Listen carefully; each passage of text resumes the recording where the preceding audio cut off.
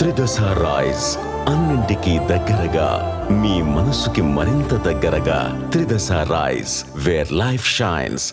నా అన్వేష్ గత కొన్ని రోజులుగా మనం చూస్తూ ఉన్నాం కదా, అన్వేష్ ఏ విధంగా మాట్లాడుతూ ఉన్నారు, కొంతమంది ఇన్ఫ్లుయెన్సెస్ మీద కూడా తను ఏ విధంగా విరుచుకుపడుతున్నారో చూస్తున్నాం. అయితే నిన్న ఈ ఇష్యూకి సంబంధించి హీరోయిన్ రాశి గారు కూడా రియాక్ట్ అవ్వడం జరిగింది. ముఖ్యంగా అనసూయ ఏదైతే ఫెమినిజం నా బట్టలు నా హక్కు అని మాట్లాడే ఆవిడ తోటి మహిళ మీద ఈ విధమైన మాటలు మాట్లాడడం కరెక్టేనా అని చెప్పి కూడా ఈరోజు రాశి గారు కూడా రియాక్ట్ అవ్వడం జరిగింది. మరి దీనికి అనసూయ ఇప్పటివరకు కూడా రియాక్ట్ అవ్వలేదు.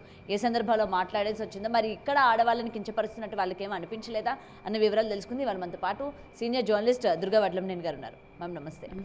సో బట్టల గురించి మాట్లాడితే ఫెమినిజం, బట్టల గురించి మాట్లాడితే హక్కులు, మరి అవతల వాళ్ళని ఆడవాళ్ళకి సంబంధించి పర్సనల్ గురించి మాట్లాడడం, లేకపోతే డార్క్ కామెడీ అని చెప్పి పర్సనల్గా ఈ విధంగా డబుల్ మీనింగ్లతో మాట్లాడడం, ఇది కరెక్టే అంటారా? మరి ఈరోజు రాశి గారు అడిగిన క్వశ్చన్కి మరి ఏమైపోయారు వీళ్ళందరూ కూడా? ఇప్పుడు ఎవరెవరు స్పందించాలంటే అనసూయ స్పందించాలి, తర్వాత రోజా స్పందించాలి, ఆది స్పందించాలి, నాగబాబు స్పందించాలి, ఆర్జీవి స్పందించాలి, ప్రకాష్ రాజ్ స్పందించాలి ముందుగా, తర్వాత మిగతా వాళ్ళు. ఎందుకంటే అనసూయ ఎవరైతే ఉన్నారో ఆవిడ నిన్న కూడా మీరు చూసారు లైవ్లో జరుగుతూ ఉంటే, ఆవిడ షీఈ్ ఎంజాయింగ్, బట్టలు చీర కట్టుకుని కూడా ఇట్లా మాట్లాడుతుంది ఏంటి అంటున్నారు ఆవిడ. సో అంటే చీరలు కట్టుకుని తిట్టకూడదా, బికినీలు వేసుకుని తిట్టాలా మనకు తెలియదు. సరే ఏది ఏమైనా జబర్దస్త్ అనే ఒక షోలో ఆది రాశాడని తెలుస్తుంది ఆ స్క్రిప్ట్. ఆవిడ మాట్లాడిన మాటలు రాశి వారి ఫలాలు అనేది, దాన్ని అతను కరెక్ట్ చేసినట్టు చేయడం, దానికి రోజా నవ్వడం, రాశి చాలా ఇబ్బంది పడడం మనం చూసాం. దాని మీద నిన్న రాశి స్పందించారు ఆవిడ. ఒక మహిళగా ఆవిడ నా బాడీ షేమింగ్ చేశారు ఆవిడ. దాన్ని చూసి నవ్వింది రోజా అనే ఆవిడ, అక్కడ జడ్జిగా ఉన్న ఆవిడ అంది. సో మరి అనసూయకి అప్పుడు తప్పు అనిపించలేదా? అనసూయ ఒక్కదాంతో ఆగారా? మొత్తం జబర్దస్త్లో వచ్చిన షోస్ అన్నీ ఒకసారి చూడాలండి. ఆవిడ ఇంకెన్ని డబుల్ మీనింగ్ డైలాగ్స్ మాట్లాడారు. ఒక శివాజీ సరుకు సామాన్లు అంటేనే ఇంత రెచ్చిపోయిన వీళ్ళందరూ కూడా, నాగబాబు లాంటి వాళ్ళు కావచ్చు, ఆర్జీవి లాంటి వాళ్ళు కావచ్చు, మరొకళ్ళు కావచ్చు. నిన్నను మీకు గుర్తుంటే కనుకైతే ఆంధ్రజ్యోతి రాధాకృష్ణ ఒక ఎడిటోరియల్ రాశారు. ఆయన అంతా బాగా రాశారు, కానీ ఆర్జీవి పేరు రాయలేదు, ఆయన మెన్షన్ చేయలేదు. నాగబాబు ప్రకాష్ రాజ్ గురించి స్పందించారు ఆయన. అయితే ఇక్కడ ఒక మాట అన్నారు, నాకు ఆ మాట మాత్రం అబ్జెక్షన్బుల్. ఏంటంటే ప్రకాష్ రాజ్ని నాగబాబుని ఆయన అభినవ కందుకూరి వీరేశలింగం పంతుళ్ళు అన్నారు ఆయన. అది చాలా తప్పండి ఆయనతో పోల్చడం అనేది. ఎందుకంటే ఆయన ఒక ఏమనాలి, సంఘ సంస్కరణోద్యమ నేత అతను, సంఘ సంస్కర్త అతను. అలాంటి వ్యక్తిని పట్టుకుని వీళ్ళతో కంపేర్ చేయటం అనేది చాలా తప్పు. అది కొంచెం వ్యంగ్యం కనిపించింది నాకు అందులో. సో రాధాకృష్ణ ఆ మాటలు వెనక్కి తీసుకోవాలండి. రాధాకృష్ణ దానికి క్షమాపణ కూడా చెప్పాలి. ఎందుకంటే అసలు వీరేశలింగం పంతులు గారు లేకపోతే ఆ రోజుల్లో మహిళలు ఇంత ముందు ఉండేవాళ్ళు కాదు. చాలామంది వితంతువులు ఆయన అడ్రస్ తెలియక, ఆయన గురించి తెలియక బాధపడి ఎన్నో నవలలు వచ్చాయి, ఎన్నో వ్యాసాలు వచ్చాయి దాని మీద. కాబట్టి అటువంటి గొప్ప వ్యక్తిని వీళ్ళతో కంపేర్ చేయటం అనేది తప్పు. ఈ సందర్భంగా నేను అది చెప్తున్నాను. రెండోది, ఇప్పుడు నా అన్వేష్ అన్నవాడు ఏమైపోయాడు? ఇవాళ నిఖిత అని ఒక అమ్మాయి అమెరికాలో సూసైడ్ చేసుకుందో, హత్య చేయబడిందో. సో దాని గురించి అని అంటే నిన్న చెప్పాడు కదా అన్వేష్ అన్న అతను, నేను ఒక బ్రహ్మని, నన్ను దేవుడు పంపించాడు, నేనే దేవుడిని, నువ్వెవరు గరికపాటి, నువ్వెవరు చాగంటి గారు అంటూ మాట్లాడాడు. సరే పోనీ నువ్వు బ్రహ్మవైతే అయి ఉండొచ్చు, కానీ నా బ్రహ్మగారు ఒక వార్త చెప్పారు ఆయన. ఏంటంటే ఇంక మీదట ఆయన ప్రపంచ యాత్ర మానేస్తాడట. ఛానల్ ఎలాగో మూతపడుతుందని అర్థమైంది. నిన్న 2,89,000 చిల్లర వచ్చింది అతనిది. సబ్స్క్రైబర్స్ అందరూ వెళ్ళిపోయారు.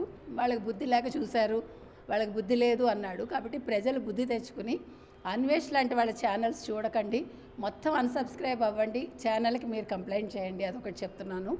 రెండోది, అన్వేష్ ఏం చేస్తాడంటే భారతదేశానికి వచ్చి మహిళల స్వేచ్ఛ గురించి, మహిళల హక్కుల గురించి పోరాటం చేస్తాడట.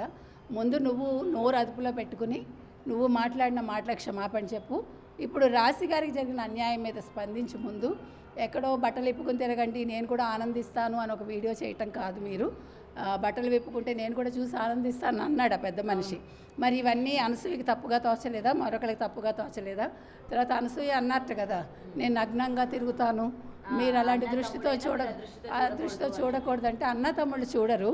కాకపోతే ఏంటంటే బయట వాళ్ళు చూస్తారు, వాళ్ళకి చూసే హక్కు ఉంటుంది కాబట్టి ఆ వికారాన్ని మీరు కంట్రోల్ చేయలేరు.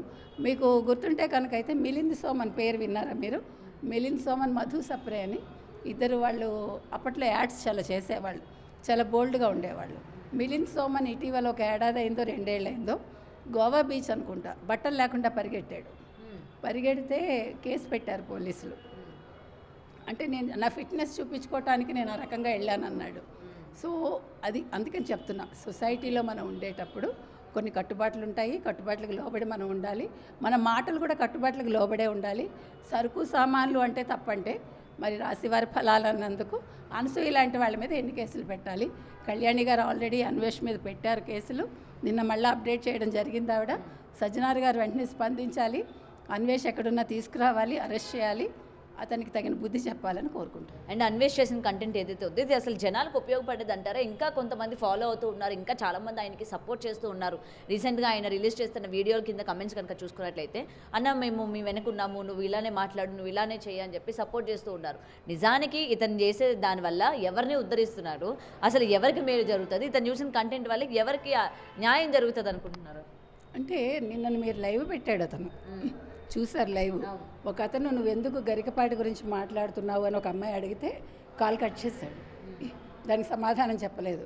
నేను స్త్రీల స్వేచ్ఛ గురించి మాట్లాడుతుంటే మధ్యలో ఇదేంటి అన్నాడు. నువ్వు అవతల వాడిని తిట్టినప్పుడు అడిగే స్వేచ్ఛ కూడా అవతల వాళ్ళకు ఉంటుంది.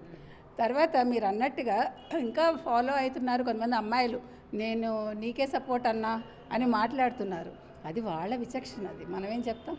అంటే మంచి చెడుకి మధ్య తేడా తెలియకపోతే ఇలాంటి వాళ్ళు ఉంటారు. అందుకని అరెస్ట్ అయ్యాడు అనుకోండి, కొంతకాలానికి ఇవన్నీ కూడా అందరూ మర్చిపోతారు. ఇప్పుడు వాళ్ళకి బుద్ధి లేక ఫాలో అవుతున్నారు, నేను ఇంకా ఛానల్ మూసేస్తానంటే నీకు భయం వేస్తుంది, నీ ఛానల్ ఉండదని. నేను వీళ్ళు ఎవరి మీద పడి తినలేదంటే డబ్బులు వీళ్ళ దగ్గర నుంచి వస్తేనే కదా నువ్వు తిరిగావు, అంటే డబ్బులు లేవని అర్థం. కాబట్టి మనం ఏది మాట్లాడినా ఆలోచించి మాట్లాడాలండి. తర్వాత ఒక రష్యన్ మహిళ లిదియా లక్ష్మి గారు మనకు స్పందించడం జరిగింది. ఆవిడే అడుగుతున్నారు, ఆవిడ మొత్తం హిందూ దేవాలయాల మీద, హిందూ సంస్కృతి మీద ఆవిడ చాలా రీసెర్చ్ చేస్తున్నారు. ప్రస్తుతం థాయిలాండ్లో ఉన్నట్టున్నారు ఆవిడ అంటే స్వచ్ఛమైన భారతీయురాల్లాగా తయారయ్యి ఆవిడ అన్ని గుళ్ళు అవన్నీ వాటి మీద రీసెర్చ్ చేస్తున్నారు. ఆవిడే అన్నారు, అసలు అన్వేష్ లాంటి వాళ్ళ వీడియోస్లో ఉండే కంటెంట్ ఏంటి, దేనికి ఉపయోగపడుతుంది, ప్రాస్టిట్యూట్స్ గురించి లేకపోతే ఇలాంటివి మాట్లాడతాడు అతను. ఇప్పుడు ప్రాస్టిట్యూట్స్ ఉంటారండి ఎక్కడైనా, ఉన్నప్పుడు వాళ్ళని నువ్వేమైనా ఉద్ధరిస్తున్నావా వెళ్ళి? మనం అడుగుతున్నది అది. వాళ్ళ కోసం ఏమైనా వాళ్ళ హక్కుల కోసం పోరాటం చేస్తే అప్పుడు అన్వేష్ లాంటి వాళ్ళు మాట్లాడచ్చు. అక్కడ ఇంతమంది ఉన్నారు అంతమంది ఉన్నారంటే మీలాంటి వాళ్ళ వల్లే అంతమంది ప్రాస్టిట్యూట్స్ తయారవుతారు.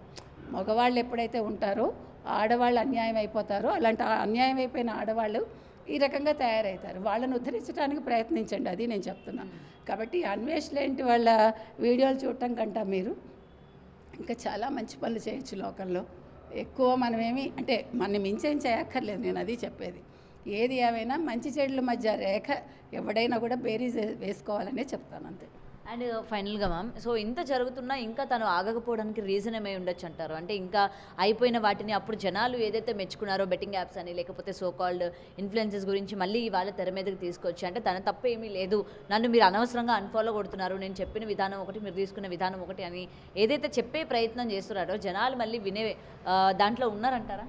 అది వాళ్ళు ఆలోచించుకోవాలండి. ఇప్పుడు మళ్ళీ నువ్వెందుకు నీ మంచితనం చూపించుకోవాలని ప్రయత్నిస్తున్నావు అంటే భయపడ్డావు, నువ్వు అరెస్ట్ అవుతానే భయంతో ఈ రకంగా మాట్లాడుతున్నావు. కాబట్టి ప్రజలు ఇక్కడ కొంచెం అప్రమత్తంగా ఉండాలండి.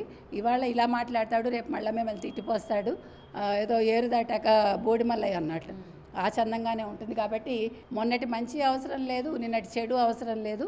మీరు వదిలేయటం నేర్చుకోండి, ఇలాంటి వాళ్ళని పట్టుకోక్కర్లేదు. చట్టం తన పని తాను చేసుకెళ్తుంది.